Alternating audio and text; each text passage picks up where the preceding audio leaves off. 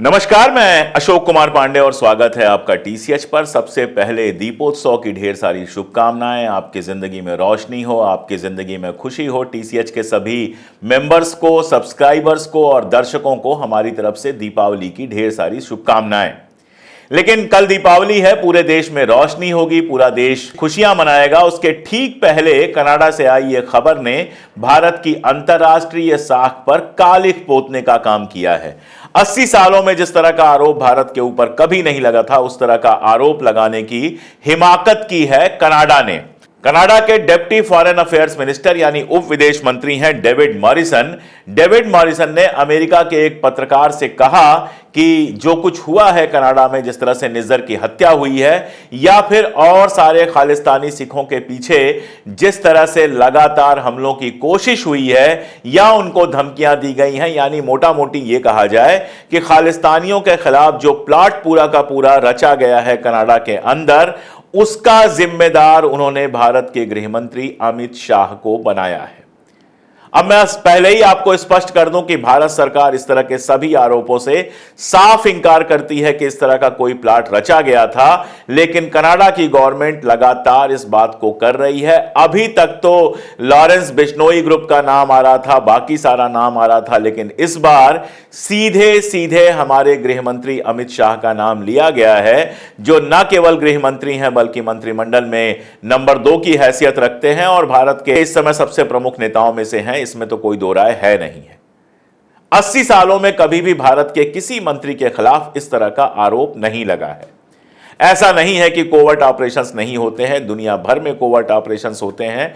दुनिया भर की एजेंसियां कोवर्ट ऑपरेशन करती हैं अपने देश के विरोधियों के खिलाफ, लेकिन इस बार यह पहली बार हुआ है कि कनाडा के प्रधानमंत्री ट्रूडो हों या फिर वहां के बड़े अधिकारी हों और अब वहां के डिप्टी फॉरेन मिनिस्टर हों, वो सीधे भारत पर उंगलियां उठा रहे हैं और इससे भी आगे बढ़कर सीधे गृह मंत्री का नाम ले रहे हैं। सुबह सवेरे विदेशी अखबार तलाशने की जो मेरी आदत है, मैं जब अखबार पढ़ रहा था तो पता यह चला कि सबसे पहले यह खबर अमेरिका के वॉशिंगटन पोस्ट में छपी है, जो डेमोक्रेट्स के करीबी माना जाता है। वहां पर बाइडेन और जो उनकी पार्टी है उनके करीबी माना जाता है। वॉशिंगटन पोस्ट, उसमें खबर आई है। और इसके अलावा इंग्लैंड के प्रमुख अखबार द गार्जियन में यह खबर आई है। यह तो मैं उन अखबारों की बात कर रहा हूं जो वहां के प्रमुख अखबार हैं।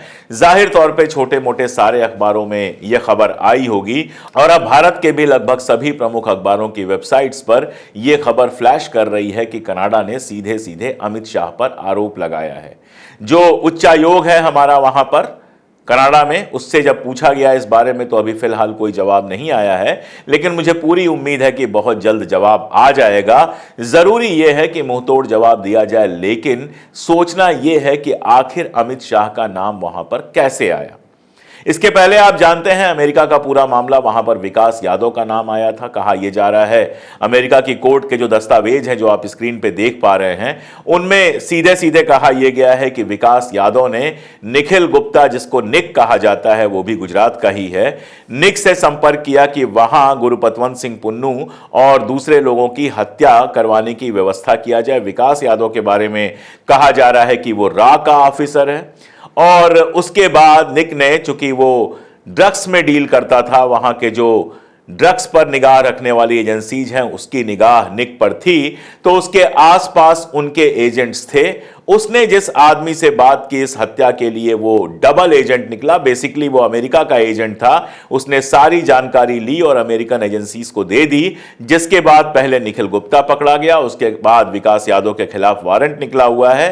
भारत सरकार का यह कहना है कि विकास यादव के ऊपर भारत के अंदर ही केस चल रहे हैं मारपीट वगैरह के, वो जेल में है और जब तक यहां पर उसका केस पूरा ना हो जाए उसको अमेरिका को नहीं सौंपा जा सकता है। यह तो मोटी मोटी बात है।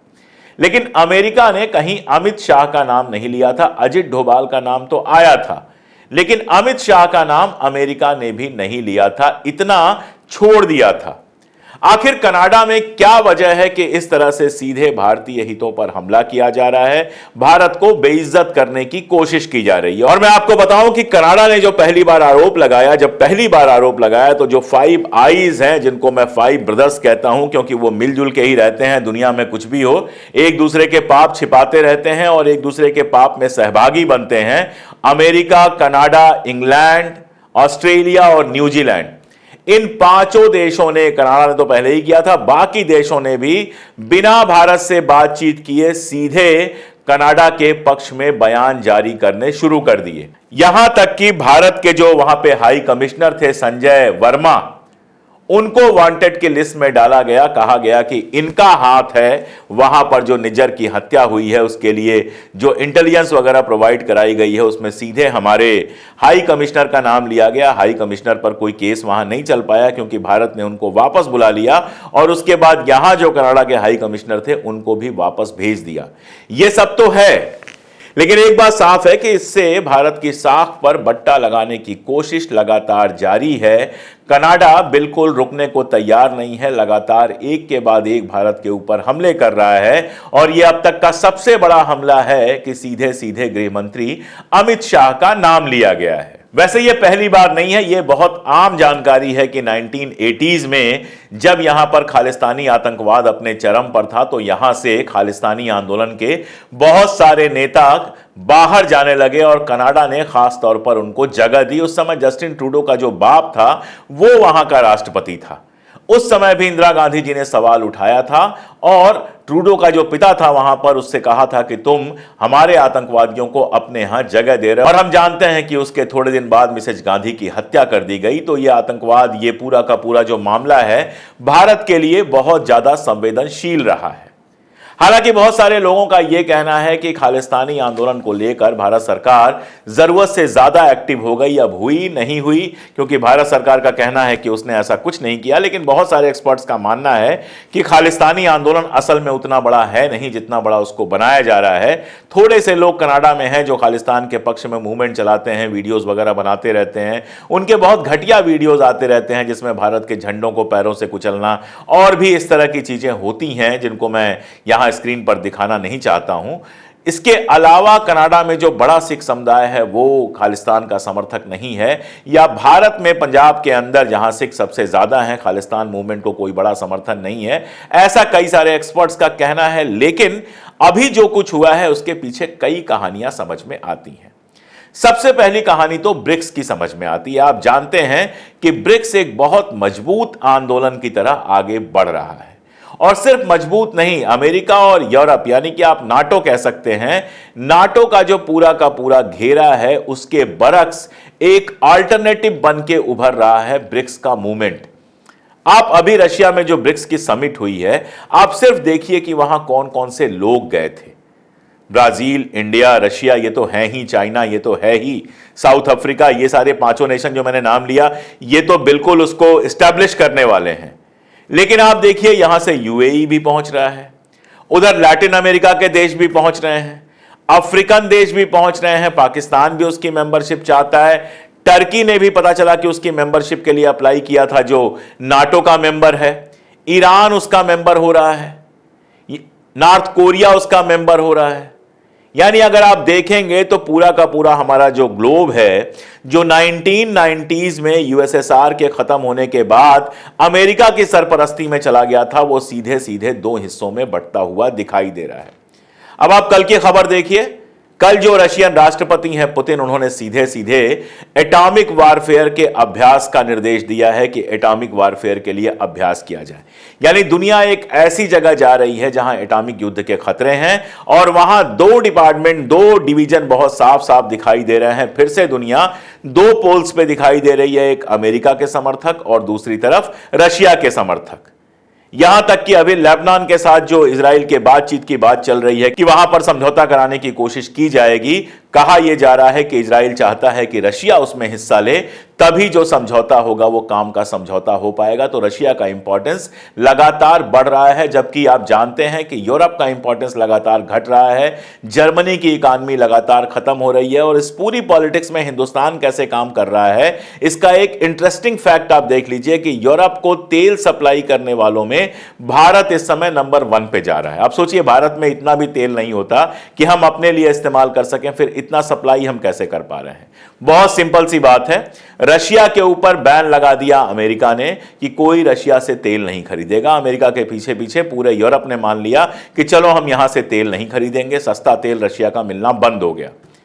अब इंडिया ने उस समय रशिया से तेल खरीदा और इंडिया से ही तेल सप्लाई हो रहा है यूरोप को, यानी रशिया का तेल जो सीधे यूरोप नहीं खरीद रहा है वो भारत के थ्रू खरीद रहा है। यह भारत के रोल की आप समझ सकते हैं कि जीस्ट है एक, दोनों से बराबर दूरी रखने की जगह दोनों से बराबर नजदीकी रखने की कोशिश कर रहा है भारत। अक्सर लोग नेहरू जी की गुट निरपेक्ष की नीति की बात करते हैं। गुट निरपेक्ष की जो नीति थी वो अमेरिका और रशिया दोनों से बराबर दूरी रख के तीसरी दुनिया के देशों का एक ग्रुप बनाने की थी। कभी नेहरू जी रशिया के या अमेरिका के बनाए हुए किसी भी ग्रुप या गैंग, जो भी आप कहना चाहें, उसमें शामिल नहीं हुए। उन्होंने पूरा जो नाम खड़ा किया, नॉन अलाइंड मूवमेंट या गुट निरपेक्ष मूवमेंट, वो तीसरी दुनिया के देशों के साथ मिलकर खड़ा किया, न तो अमेरिका के साथ और न रशिया के साथ, जिसको मैं बार बार कह रहा हूं कि दोनों महाशक्तियों से बराबर दूरी बनाने का ये खेल था पूरा, कि दोनों से हम बराबर दूरी रखेंगे। लेकिन नेहरू जी बनने की कोशिश करने वाले हमारे प्रधानमंत्री मोदी जी ने यह पूरी नीति सिर के बल पलट दी है। इसमें हम दोनों से नजदीकी बनाना चाहते हैं। एक तरफ हम ब्रिक्स के साथ भी रहना चाहते हैं, दूसरी तरफ हम क्वाड की मीटिंग में भी पहुंच जाते हैं, हम यूक्रेन भी चले जाते हैं, वहां पर आंसू भी बहा आते हैं, फिर हम रशिया भी चले जाते हैं, हमारे एनएसए रशिया में जाकर उनको रिपोर्ट करते हुए भी दिखाई देते हैं। हम सार्क को खत्म कर देते हैं, G20 को सेलिब्रेट करते हैं। ये जो एक पॉलिसी है जिसमें आप अमेरिका के भी करीबी दिखना चाहते हैं और रशिया के भी करीबी दिखना चाहते हैं, और जिसके पीछे सबसे बड़ा मामला हमारे राष्ट्रीय सेठ अडानी जी का है, जिनको हर जगह से फायदा चाहिए, जिनके लिए आप इजराइल भी पहुंच जाते हैं, अमेरिका भी पहुंच जाते हैं, जाने कहां कहां पहुंच जाते हैं। उसका नुकसान हुआ है यह कि कोई भी हमारे ऊपर पूरी तरह से भरोसा नहीं करता। आप यूक्रेन गए तो यूक्रेन के राष्ट्रपति ने आपको सुना दिया। रशिया चाइना आपके ऊपर एक लिमिट से ज्यादा भरोसा करते नहीं है, और ब्रिक्स में जाने की वजह से अमेरिका आपसे नाराज है, जिसकी वजह से मुझे लगता है कि यह पूरा का पूरा प्रेशर बनाए जाने की कोशिश की जा रही है। वरना कोई कारण नहीं है कि इन दोनों घटनाओं को पर्दे के पीछे बैठकर बातचीत से सुलझाने की जगह पब्लिक में लाया गया, पब्लिकली भारत को ह्यूमिलिएट करने की कोशिश की गई। अब पर्दे के पीछे क्या खेल चल रहा है, इसके लिए क्या क्या समर्पण करना पड़ेगा, क्या क्या समझौते मानने पड़ेंगे, ये सब मैं नहीं जानता, और ये सब देश को कभी पता नहीं चलता है। मैं बार बार कहता हूं कि इंटरनेशनल डिप्लोमेसी में हर चीज बाहर बताई नहीं जाती है, पर्दे के पीछे बहुत सारा खेल होता है, और वो खेल पर्दे के पीछे ही होना चाहिए। लेकिन ये गंदगी जिस तरह से पर्दे के बाहर आई, जिस तरह से देश की बेइज्जती पूरी दुनिया में हो रही है, ये हमारे लिए अपमानजनक है, क्योंकि भारत की साख इसी बात में थी कि वो शांतिप्रिय और वेल बिहेव्ड, नियमों से चलने वाला देश माना जाता था, और इसीलिए सारी दुनिया में एक मोरल हमारी वैल्यू थी। लेकिन एक तरफ तो अपने देश में सांप्रदायिकता का जो नंगा नाच चल रहा है वो हम देख रहे हैं, दूसरी तरफ इंटरनेशनल मामलों में अगर इस तरह की गलतियां होंगी, इस तरह की चीजें बाहर आएंगी, तो हमारी जो साख है उसको बड़ा धक्का लगेगा। जरूरी नहीं है कनाडा जो कह रहा है वो सब सही हो, बिल्कुल जरूरी नहीं है कि कनाडा जो कह रहा है, जो आरोप लगा रहा है, वो पूरी तरह से सही हो। भारत का कहना है कि जो सबूत उसने मांगे थे वो सबूत उनको नहीं दिए गए। कनाडा का कहना है हमने सबूत दे दिए हैं। अब वो सबूत क्या हैं, कैसे हैं, जाहिर है हमको आपको तो कभी पता चलेगा नहीं। तो उन सबूतों पर भरोसा किया जाना चाहिए या नहीं किया जाना चाहिए, इसका फैसला भी देने वाले हम और आप नहीं हैं। गलती भारत सरकार की है, कनाडा की है, ये भी हम नहीं जानते हैं।